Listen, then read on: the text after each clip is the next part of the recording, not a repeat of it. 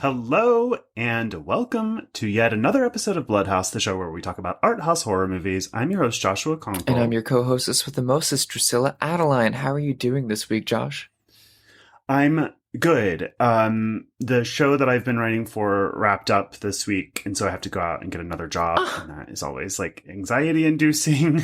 But I'm good, yeah. I mean, it sounds like an incredible show.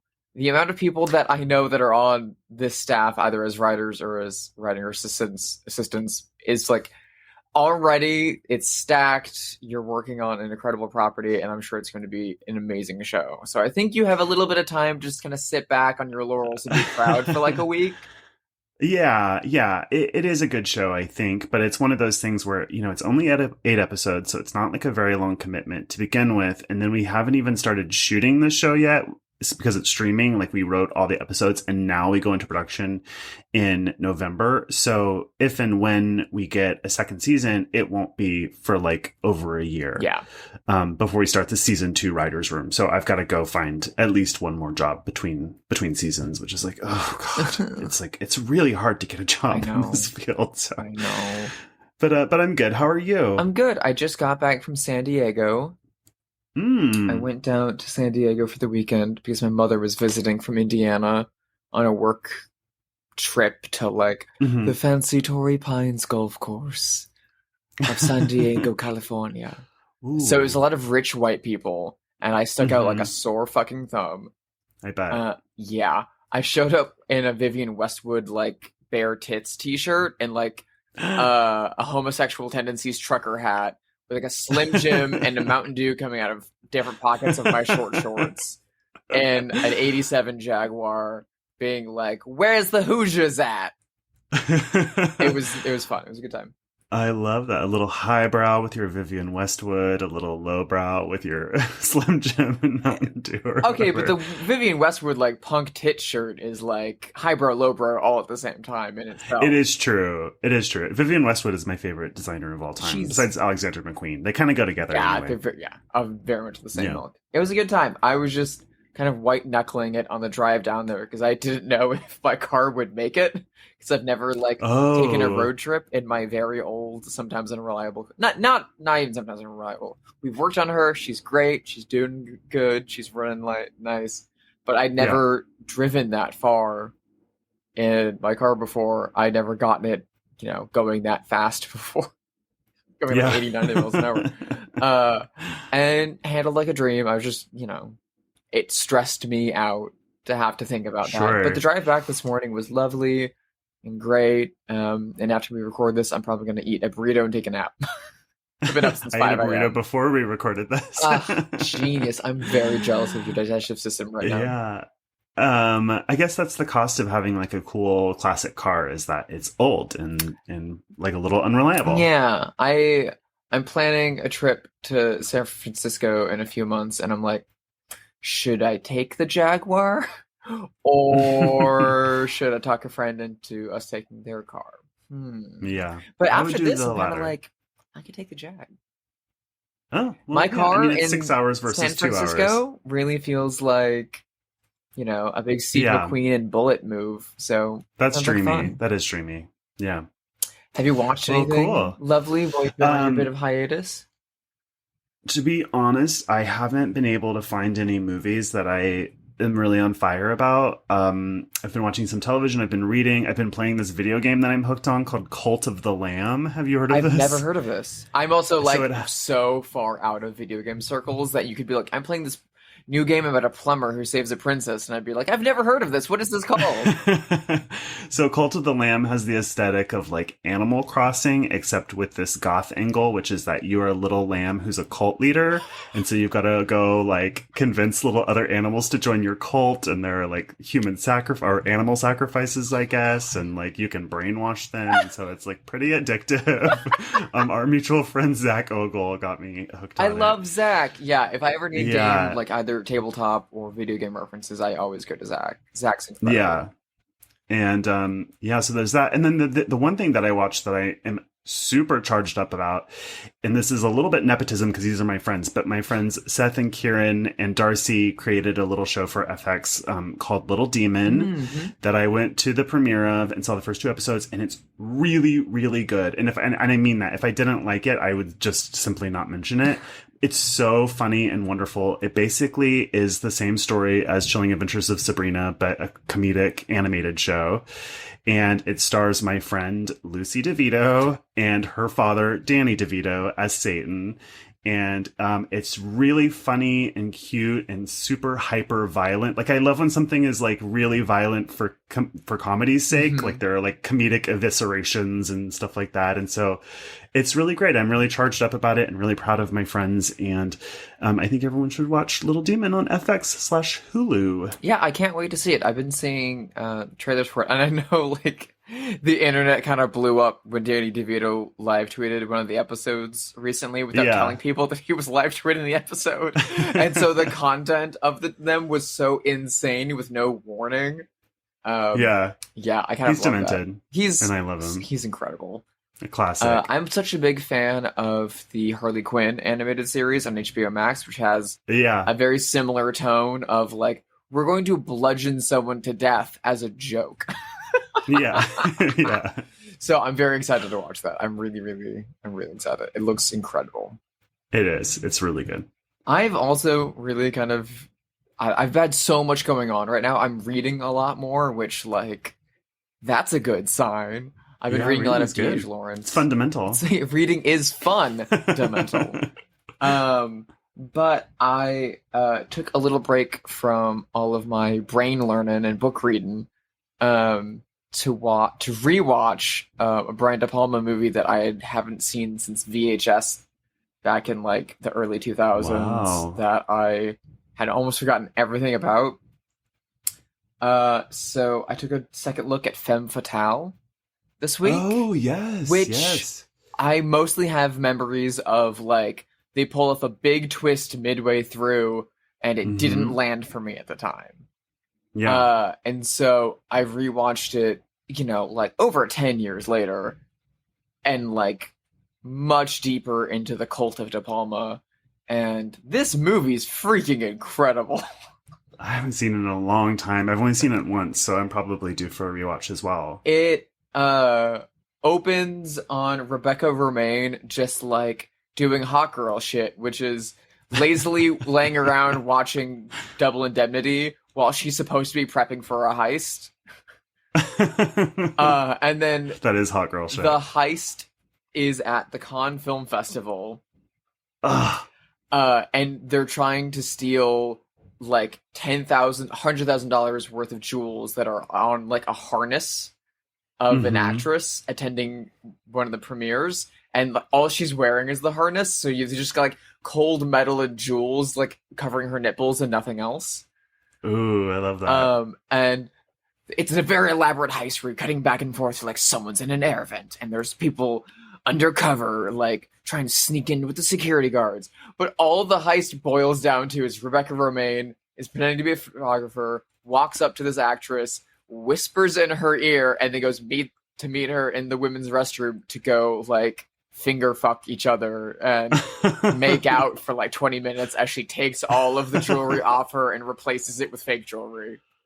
It's incredible. It's like a 20-minute long suspense sequence that just keeps cutting back to like Rebecca Romaine and a lesbian makeout sesh, and it's fabulous. And then there's more of like a movie and a plot after that, but I mean, takes the backseat to the lesbian Cannes Film Festival sex. It really does. I am not super interested in heist movies unless you tell me it's women, and then I'm in. So you're an Ocean's 8 stan. Back to, yes, I love Ocean's 8. And Set It Off, I think, is one of the most underrated 90s movies.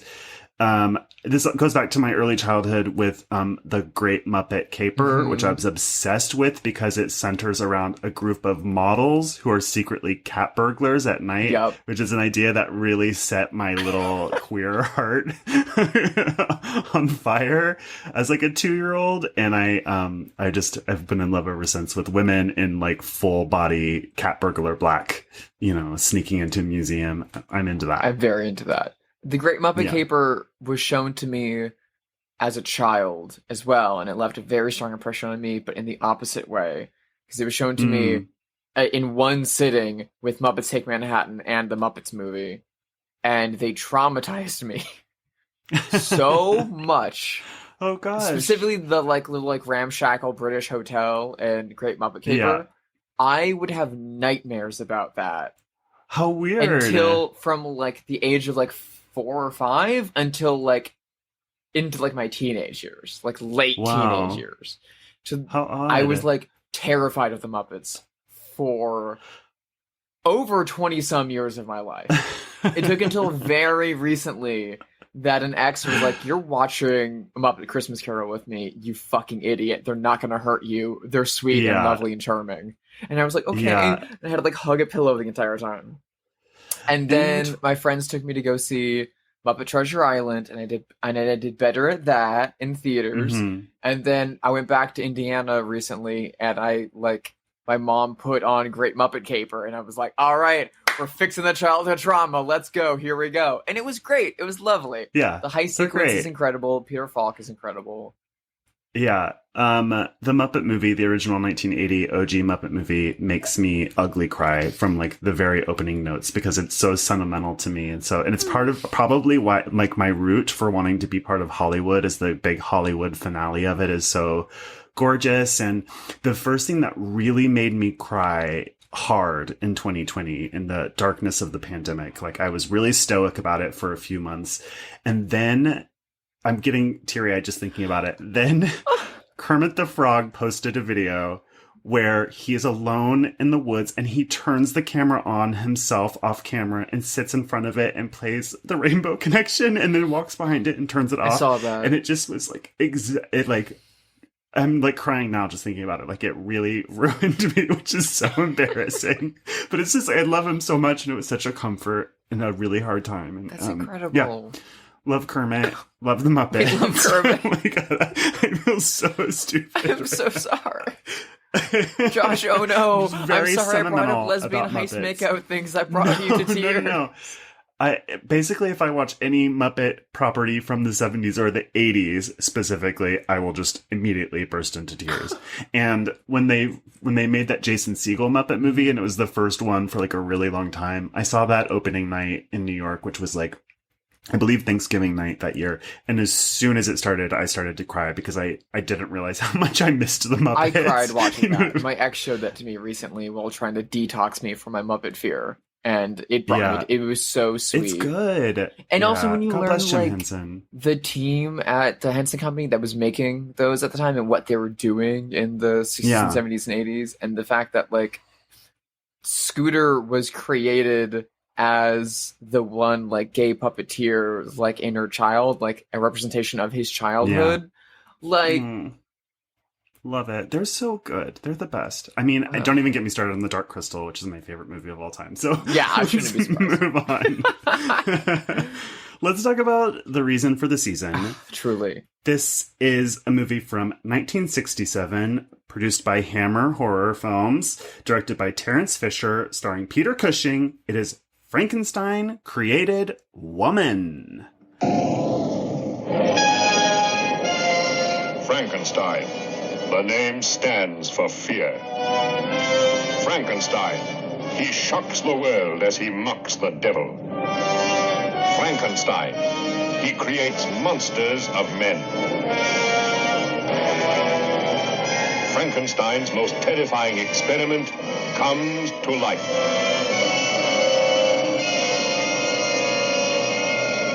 Frankenstein created woman. Who am I? Who am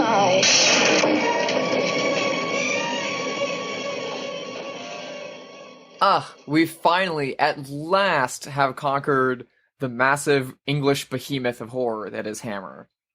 Yeah, I can't believe we haven't. I mean, we've talked about it in our What Have You Watched this week once or twice. But this is our first Hammer main event. Which I feel a little ashamed of since I took my design name from a Hammer film.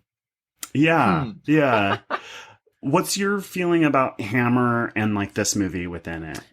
Hammer was pitched to me for years even before I got really into horror movies, because I would get into like YouTube video essays of like people like online talking about movies, and they would always come around to like The House of Hammer. There's no one more respected in the annals of horror history than Hammer Studios in England. And so even like documentaries on like TCM and AMC, when they would do their like scariest movies ever made, like countdown around Halloween every year, they would always like include at least 1 or 2 Hammer films, and they'd have cutaways to like Guillermo del Toro and Eli Roth being like, nothing was gorier than Hammer, no more boobs in sight than Hammer. And so I think I'd already seen clips from Dr. Jekyll and Sister Hyde, like when I was much younger, just on like the internet, but hadn't seen the full movie yet. So I think Frankenstein Created Woman was my first Hammer film that I watched in full. Oh, okay. Because it played on TCM like every October. They would play like Horror of Dracula and a few others. But I really wanted to watch this one because of the title. I wonder why. I wonder what it is about me and about the title of this film that might intrigue a young 12, 13-year-old version of myself. Anyway, yeah, there's definitely some gender stuff at play in this movie. Gender fuck in this movie. Guess just to start at the beginning, we should tell people, for anyone who doesn't know, loosely, Hammer was, or is rather, a British studio that really dominated the horror space for decades, because in the United States, it had distribution deals with all of the major studios here. And so it really was the name of the game in horror for a very long time. And they did basically only genre films and mostly horror. They did do some sci-fi and fantasy stuff as well, but really we're talking about horror. And, you know, they did 7 Frankenstein films, and this was the 4th of them. All of them except one starring Peter Cushing. And so they were really taking these old Universal monster movies and doing all these weird sequels of them. And then, you know, it was like the horror thing. I mean, Hammer was it basically for a really, really long time until the 80s when they went out of business. They've recently been purchased and have been starting to make movies again. The Lady in Black was one of theirs. Let Me In, the American remake of Let the Right One In, was one of theirs. The Lodge was one of theirs. But really, you're talking about, in my mind, and correct me if I'm wrong, you're talking about the 60s and 70s as like the peak. But they were making movies before that too. Yeah, they started in the 50s. The Hammer's been around since the 40s, but they started getting into the genre space in the 50s, and Horror of Dracula is really kind of what blew them up. But it was it's a mixture of like timing and talent that really made horror blow up, because America had the Universal monster boom in the 30s that kind of tapered out in the 40s. So over 15, almost 20 years later, when censorship has been like reeled back a little bit, and Technicolor is there, and British censors are different than American ones, all of a sudden we can get like bright cherry red blood in Technicolor. Yeah. We can get heaving British 1800s bosoms. Bosoms is the word for these movies. But when I first saw these movies, I kind of was led in with this expectation from the reputation that I feel like wasn't met. And so my first handful of forays into Hammer were met with disappointment until I like eventually got the tone and how it like was couched in history. Because I was expecting more of what we got from the Jean Rollin films. When I saw these, right. I was expecting more of like what we got from Andy Warhol in his Dracula Frankenstein movies. And to be fair, those movies are referencing these movies. So like the work of Mario Bava, the work of Jean Rollin, they're taking this Hammer style, which is like period pieces and gothic horror, and just amping up the violence and sex and colors even more. So it really is like the root. The Hammer films feel very PG, and I think a lot of them are PG. They are, yeah, now especially. By comparison, but that doesn't dilute them in any way, shape, or form. They're super charming and super delightful, and like the fact that this was my first one is whack. This is a really good one. This was the first time I've seen this one, and I really loved it. And I think it's better than a lot of the ones that I've seen. I like Hammer horror movies. They're like 3-star movies to me, almost across the board. They're very and I don't consistent. mean that in a negative way. They're never less than that. They're very rarely more than that. They, to me, are like, if you're a horror fan, they are like a comfort movie that you'd watch on a Sunday afternoon. Because you don't always want to watch the Texas Chainsaw Massacre at 2 p.m. on a Sunday. Like, Hammer is like a cup of tea for horror lovers. That's what like Shroud of the Mummy lovely. is for. And that's exactly. And Straight On Till Morning, and right. they've got like 4 or 5 like exceptional bangers in the canon. Quatermass in the Pit is one of them. I love that. Some of the Dracula films are among them. I weirdly, as much as a vampire girl as I am, I prefer the Frankenstein films to the Dracula films. Interesting. Why? I like Christopher Lee as Dracula is incredible. I love him so much. I just feel like their vampire movies are a little more focused in Peter Cushing as Van Helsing and fighting the vampires than in the vampire hijinks. I think Kiss of the Vampire is my favorite of them, because that's the one where it's like there's 2 people and an orgy full of vampires. And that one's fun. I think a lot of what how I described Hammer is how I grew up watching it. It would be on Sci-Fi Channel on like a Saturday or Sunday afternoon. And that's how I saw most of these movies for the first time. But I realized this year when it appeared on Shudder that what I associate with the studio is actually the TV series that they had, Hammer House of Horrors, which was like late 70s, early 80s, which is like like Twilight Zone. It's like a story every week instead of a movie. So a lot of the things that I saw and think about are actually that, I think. But that series is incredible. And it was a way of like taking what was known as being Hammer and moving it into a different territory. And I wish the show had been more successful and as successful as Outer Limits or Twilight Zone and lasted a bit longer, because that would be great. Now I'm surprised they haven't rebooted it. I know. For now. I wonder why. Yeah, it would be great. Maybe a thing to pitch. Maybe someone who works in television should get on that. Well, let's talk about the film in question. Okay. So this is the 4th in the Frankenstein saga, starring Peter Cushing as Baron Frankenstein. These movies play with continuity like the James Bond movies do, and the fact that you're like, it's him. He's going to show up and he's going to do the thing. What happened to the last movie? It's a soft reboot each Whatever. time. This one weirdly does stick to the continuity, though, because in the previous film, Evil of Frankenstein, or I think in the second film, actually, The Revenge of Frankenstein, he has had his hands mangled as like a punishment for his crimes or as a result of the creature. And so Peter Cushing's Baron Frankenstein performs no surgery or experiments with his hands, and he has like these chic black gloves on the whole movie. I wondered about that. It doesn't really explain that. They mention it a few times. Well, what they do... So he works in this movie with a village doctor named Dr. Hertz, who actually does the surgeries for him. And it's like, Dr. Hertz is my hands and stuff like that. But if they mentioned why explicitly, I must have missed it. They keep it super vague, because they're like, people haven't seen the other movies, but some have, so we'll play both sides of the street. And so if you don't know, it's very like over your head, doesn't matter. But if you do know, you're like, ha ha ha, yes, that's our Baron. So in this film, we open on a ritual execution, not ritual, just like, a public execution of a man by guillotine. He does not care one hide nor hair about being guillotined at all until he's pretty drunk. Yeah, it's to be fair, a little funny too. He keeps bugging the priest to speak louder, even though he doesn't understand the Latin.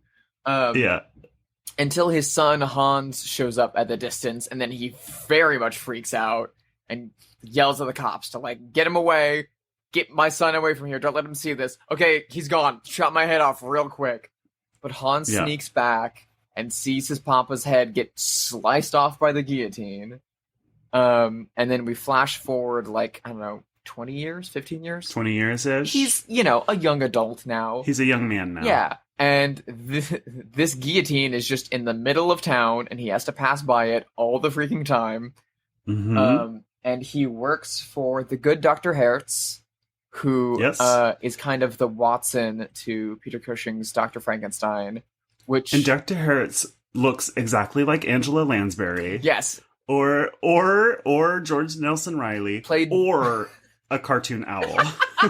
Well, okay. One of those three things. That's very fitting, because I thought Robert Morris, who plays the young adult Hans, with his bowl haircut in this, looks like one of the stop motion characters from those Rankin Bass Christmas movies. Yes, absolutely does. I feel like he's about to burst into a song. And Dr. Hertz is working on an experiment that he's very anxious about, and he needs extra liquor to get himself ready for, where he's deep freezing and essentially killing Baron Frankenstein for an hour at the Baron's request, just to revive him and prove that the soul has not left his body after an hour of being dead. Mm-hmm. Hans is also in love with young innkeeper... Innkeeper's daughter, Christina, played by the incredible Susan Denberg, who never did anything on screen after this, unfortunately. She had quite a sad life after this. I looked it up. We can talk about that later. Who is disfigured, and kind of hides her kind of facial scars with her hair, and is very meek and demure, but loves Hans, and is routinely bullied by the rich dandy fops who come by and demand their drinks. They demand them now. And one thing leads to another, and the innkeeper ends up dead. Hans is at the hands of the rich young dandy fops. Hans is to blame because his father was a killer, so he must obviously be a killer. Yep. He is executed in the exact same manner his father was, which is fucked up and disturbing. Christina watches this happen and immediately throws her body in the river. Yep. Baron Frankenstein takes a look at all of this tragedy going on around him and is like, perfect time for an experiment. So they blackmail the executioner to get Hans's body back so that they can use a big sci-fi machine to make sure to trap his soul, which is an incredibly beautiful and esoteric sequence. Yes. And then Christina's body is basically waterlogged and dropped on his doorstep. Because he lives, of course, with Dr. Hertz, who is the village doctor. Which is, there's a lot of insinuation in town around that. Yes. Which I find very charming. And they're like, okay, cool. Well, we've got this lady's body here. Let's go shove his soul inside of it and see what happens. A revenge or murder spree is what happens. Yes. With a hatchet. So just to be super clear, they have placed Hans, even though everyone in this movie calls him Hans, I refuse to say Hans, it's Hans. They take Hans's soul and put it into Christina's body. Even though Christina's soul is still in there as well. Yes. Yes. Are you following along? I loved Christina so much. I mean, as Drusilla said, one side of her body is disfigured and partially paralyzed. So she has her hair over that side of her face, like a middle school kid hiding their acne, but she plays it so well. She's so sweet, and Hans is so pure-hearted, loves her anyway.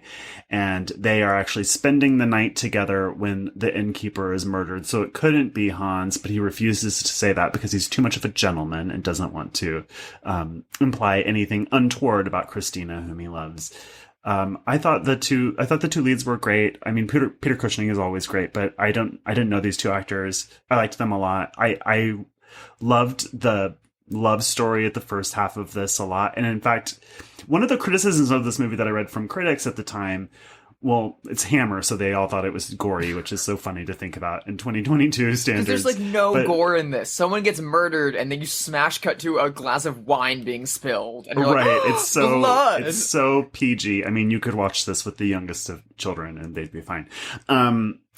but their criticism was that this wasn't interested in Dr. Frankenstein's work. It was more interested in like sort of philosophical questions about what the soul is, its relationship to the body, sort of like really philosophical, spiritual questions rather than the science. And I felt that watching this movie, I was more interested in those questions than I was in Dr. Frankenstein himself or the work that he was doing. It was more about these interpersonal relationships. The idea of injustice is pretty big in this movie.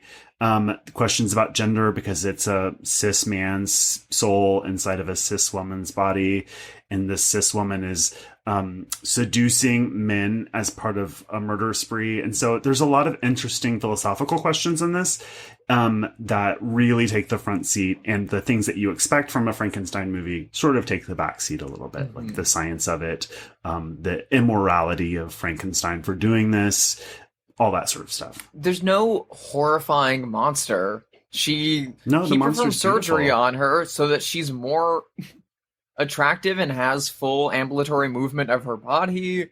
Yeah, no scars, suddenly blonde and not redheaded. He bleaches her. Mid-surgery, he's like, you know what would make her look good, Hurts?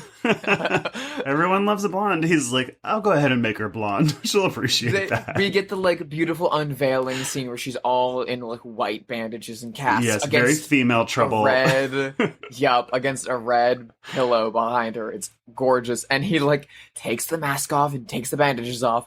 And then he turns to Hurts and says, good, yes, the hair has changed color. And it's like, what did you do? Bleach job. You know how it works. You go to the salon once a month, just the same. Hush, my hair comes in this way naturally. Do you know what? Tangent about your hair specifically. I was just shopping for records in Atwater Village, and I have this record, so I didn't buy it, but I was holding Blondie's Parallel Lines, and it made me think like, oh, Drusilla's kind of got Debbie Harry's 70s hair. That is cut and color. The biggest compliment I've ever received in my entire life. I aspire nothing more than to look like that woman, if not her Joan Jett. So she's so beautiful. And Parallel Lines is their best album. It's so good. I read an interview with her once years ago, and they were asking her if her look and the name Blondie in the 70s was meant to be a comment on, or like a subversion of feminine ideals, and like what was the deal with that? And she was like, no, I just wanted to look hot. Yeah. And I appreciated that candor so much. I love her. So anyway, they make this woman look hot in surgery, including dyeing her hair or bleaching her hair. And she's better than ever. She has, like Drusilla said, full ambulatory ability, no scars on her face, now a blonde. The only thing is she doesn't remember who she is. And so they keep her held captive in this house.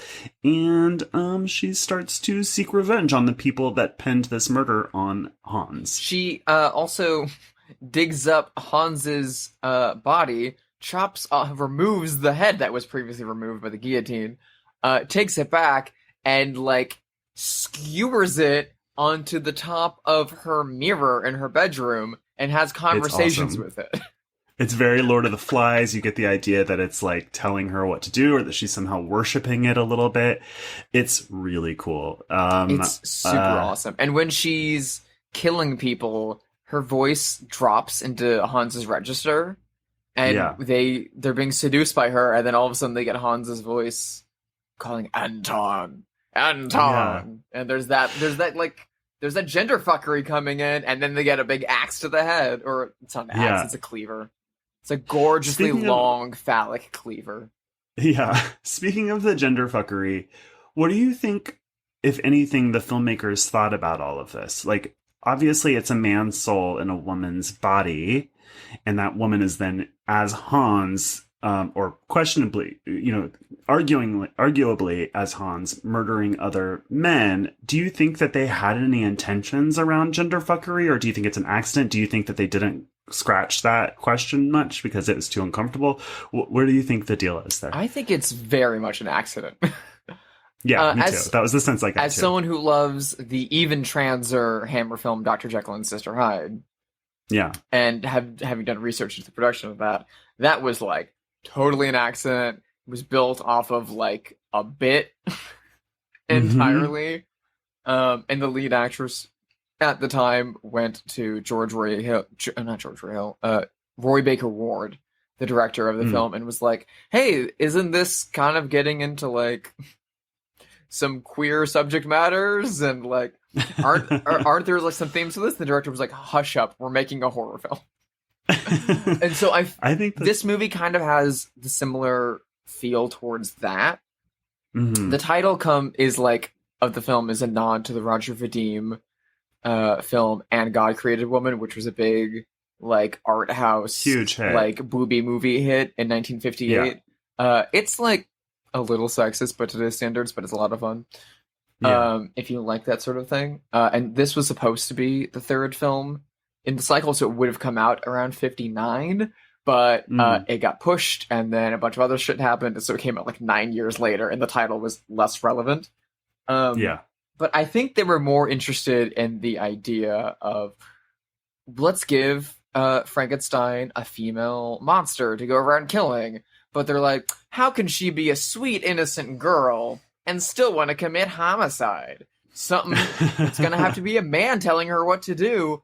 So I don't think they even thought through the implications of, like, Hans is in, like, one of the things that I love so much about Christina's transformation in this film, parallel to that of Dr. Jekyll and Sister Hyde, is that at no point in this entire film is there a misstep internally within that character of feeling out of step with their gender or feeling out of step with the world. If anything, Hans, Christina molded together are more confident, are more self-assured, like hold themselves better, like are more confident in the world around them, like freely seduce men, toss them those ample bosoms out for the world to see, cunning, conniving, like incredibly sweet, gentle, intelligent, and also like good with a blade. So it seems like an all-around positive situation. I don't see what the problem is. I frankly thought the scenes where she's seducing, the 3 scenes where she's seducing the dandies, I thought they were pretty hot. They're hot. I was into them. And part of it was like the idea that like, oh, that's Hans in there too. Yeah. Like it feels, I don't know. I love when things are accidentally queer. I actually worked with Rachel Talalay, the horror producer and director. She's incredible. She directed my very first Sabrina episode, and she produced all the Nightmare on Elm Street movies in the 80s. And so I asked her at some point on set about Nightmare on Elm Street 2, which everyone knows is infamously the gay one. Super gay.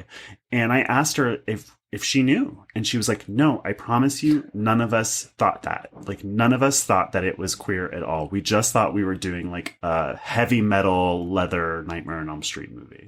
Like, and then she said like Judas Priest, and I was like, Rachel, that's a gay band. And she was like, oh, I know that, but you know what I mean. Like, this has that vibe. Like it feels like completely, I agree, it feels accidental. Well, even like Hans and Christina's romance at the beginning, when they both have bodies, is like they're both outsiders in the town. She is disfigured, her mother's not around, and there's like kind of an implication that may have something to, it's kind of implied that her deformities are the cause of potentially an accident or something. Right. It feels like a burn, like she survived a burn. Yeah, it feels like that, and her mother's missing. She's only with her father, who's very, very protective of her. And Hans, on the other hand, is famously in his little village, the child of that murderer who we all got to see guillotined.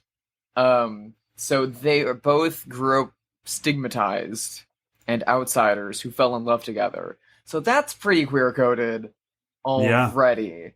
And then you also get the way the townsfolk treat Dr. Hertz, who's one of their own, who is now living with this strange man, Baron Frankenstein. And they live together and they perform... We hear strange sounds coming from their house.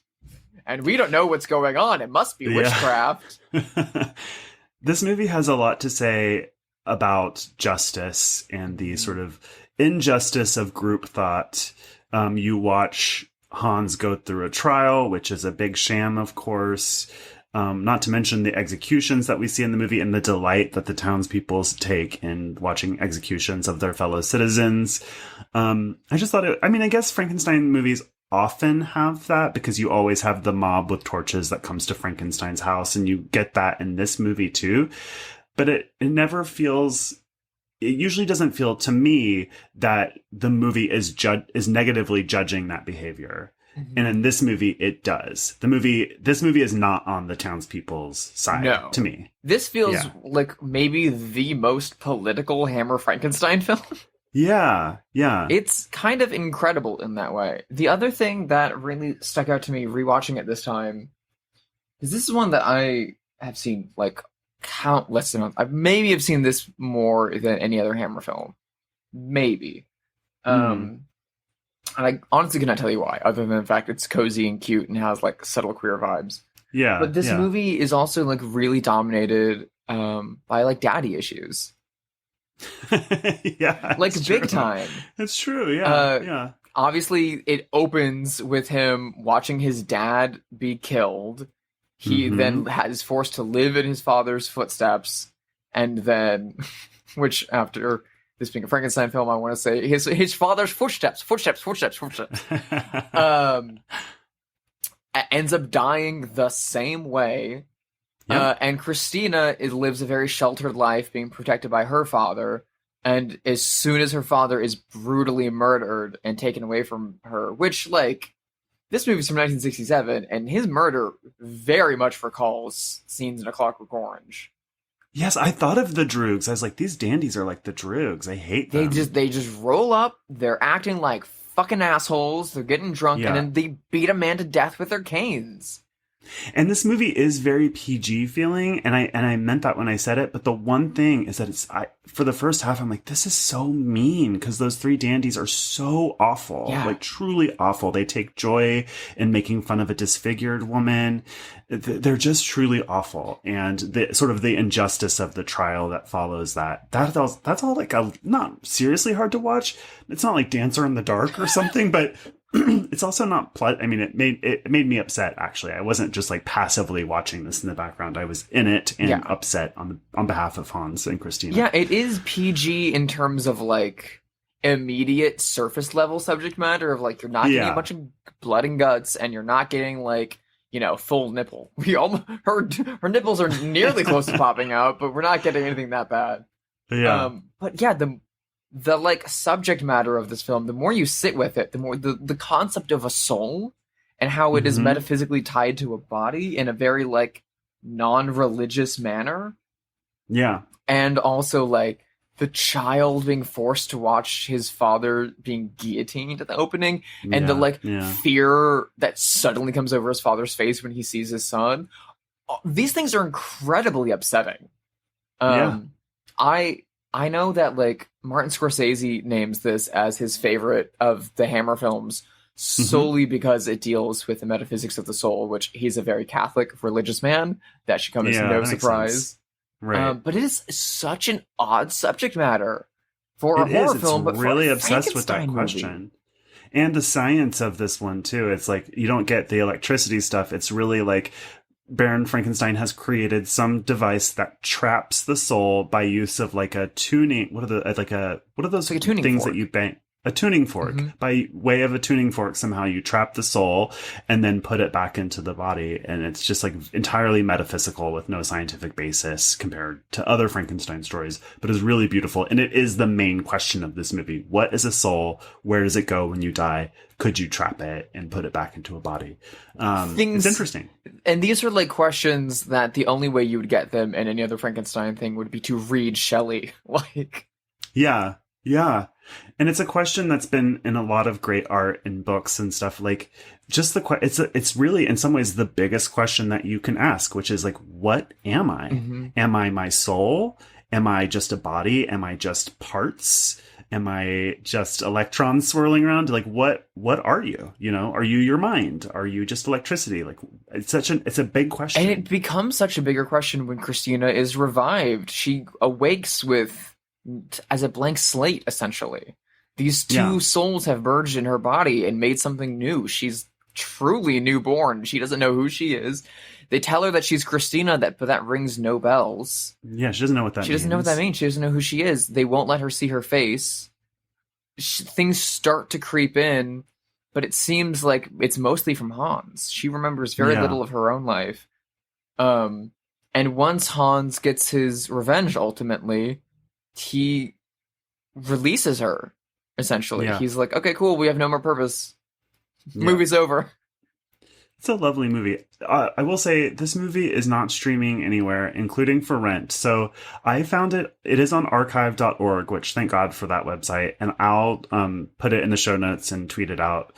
But it made me think, this has been happening to me a lot lately. When we did our Suspiria episode, I discovered that Suspiria 77 was not streaming anywhere. And in this climax where HBO Max is removing content from the platform, it just is like a real reminder of the importance of physical media, which I've only recently started collecting because of this stuff keeps happening. And I'm frustrated because I feel like part of the promise of streaming was that you would have this vast library at your fingertips. But it's an illusion. Yeah. It's an illusion. I mean, I feel like all the streaming services put together don't equal one Blockbuster in 1992. No, people have actually done the math and like added it up, and that's correct. God, it's so upsetting. Yeah. And it's scary as people who make things, you know what I mean? Mm-hmm. Like, it's just as scary to me. So that's all just to say, like, this movie is on Blu-ray and you should buy the Blu-ray or rent it, but you can't stream it except on a free website. There's a gorgeously restored Blu-ray with tons of extras from Scream Factory, which I was so excited when it got announced because as someone who kind of grew up watching this movie, this and Dr. Jekyll and Sister Hyde were like not available for so long. They had like early DVDs in the late 90s from Anchor Bay that went out of print by like 2004. They were crazy hard to get, outrageously expensive, nowhere to be found until very recently. So like kudos to Jeff and Cliff over at Scream Factory for like God bless bringing these titles out, and now like almost all of the Hammer library is like available on disc in the United States again, and it's a blessing. So like I'm not telling you to buy things, but also like buy things. Stock up. I got that Blu-ray of Suspiria so fast when I saw that it wasn't streaming anywhere. I was like, oh, no. And that was like really my first alarm bell, was like, I can't live in this world where you can't just watch one of the Suspiria most important movies ever made. One of the top 10 greatest films ever made. 100%. It was really upsetting. And so I'm passing my wake-up call to all of you. This is, Drusilla, I have a surprise game for you. So I love Peter Cushing, and I know that you do too, but I asked myself this question, to quote like Mark Maron on his podcast, who are your guys? So between the trinity of let's fuck, marry, kill, Peter Cushing, Vincent Price, Christopher Lee. Oh God. Oh my God. That's cruel. I'm not sure if I can do it. That's very cruel to me because I love my boys. And also this movie is, I think, Peter Cushing at his most fuckable. He's great. He's so in this. hot. I mean, he's wearing like a white button down that's cuffed up his sleeve. He's very active. He's running around. He's doing things. He's got those black leather gloves on. Oh, I want him to choke me in those gloves. He's like very severe. His cheekbones are popping out in this film. Yeah. I feel like fuck Christopher Lee is an obvious, easy answer because he has that BDE. Mm-hmm. He's got that deep voice. You feel like he's just like a rough top or something. I mean, he's Dracula. He's the most seductive. Yeah. So that one feels obvious. And I want to say marry Peter Cushing because he seems so kind. Like he'd be a great husband and father. Not that I have children, but I have a dog. But he could be a daddy. Yeah, he could be a daddy. But I can't possibly murder Vincent Price. I mean, this is Vincent Price. Amazing. So, okay. I think I'm going to say marry Vincent Price, personally. Okay. Because of all the personalities, that's the voice I want to hear in my house every single day until the day I die. Incredible. Also, the Vincent Price cookbook, that man could cook. I love a man who can cook. I love to cook. I want to cook with him. I want to sit on the couch. I want to hear him. I want to hear him like comment on every movie we watch together. I think he is a delight, and he was the queerest of the bunch. You might be right. And then I would fuck Peter Cushing, mostly because I just watched this movie and I really want to do it. He's so hot. Twinkie, high cheekbone blonde, that's like exactly my type. Uh-oh. Yeah. and then I will So you'd begrudgingly kill Christopher Lee. However, Christopher Lee. I'd kill Christopher Lee knowing that he will always rise again. Yeah. I thought you were going to say, I would kill him by fucking him to death.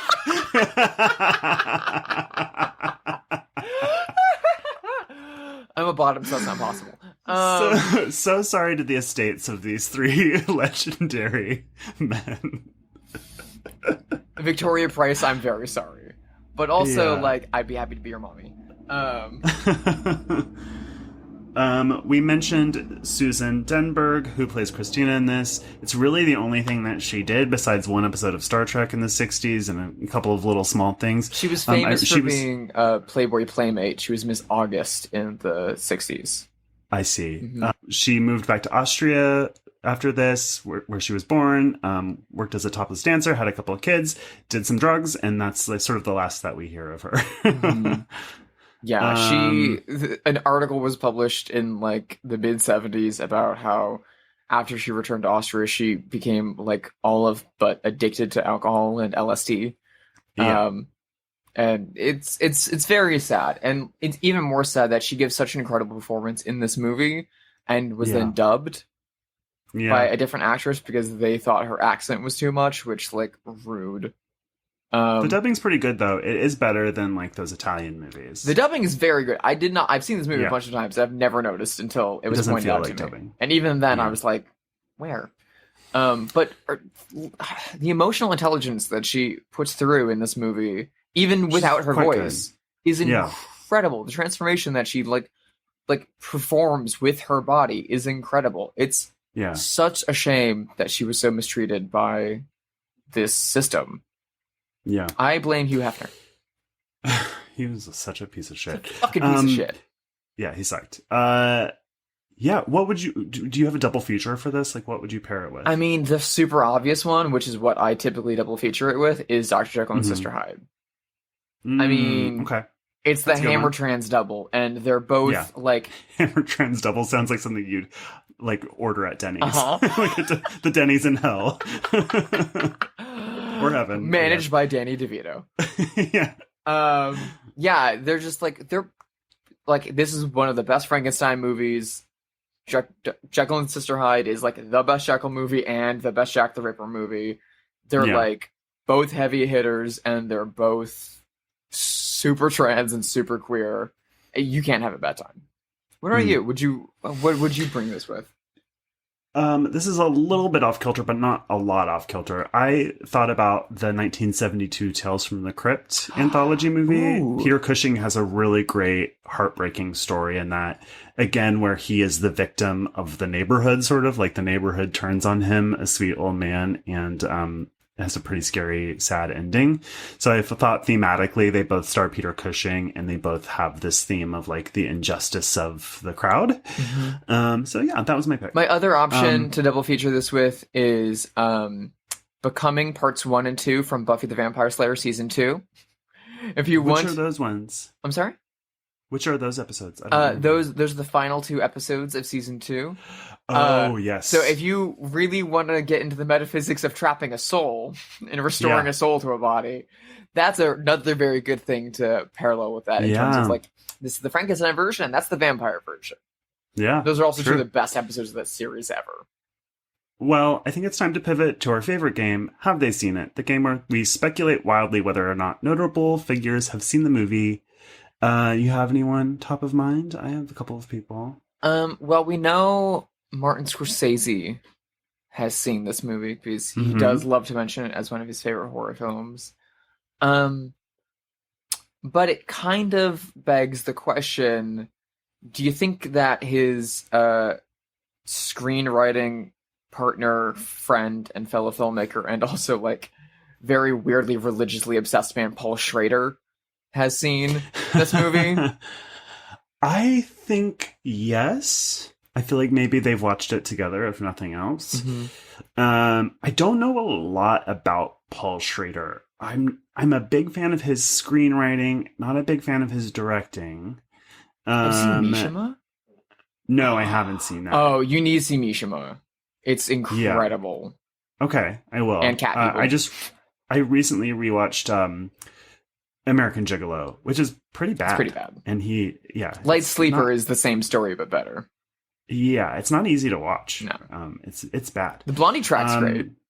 Yeah, I mean, it was the #1 song the week that I was born. I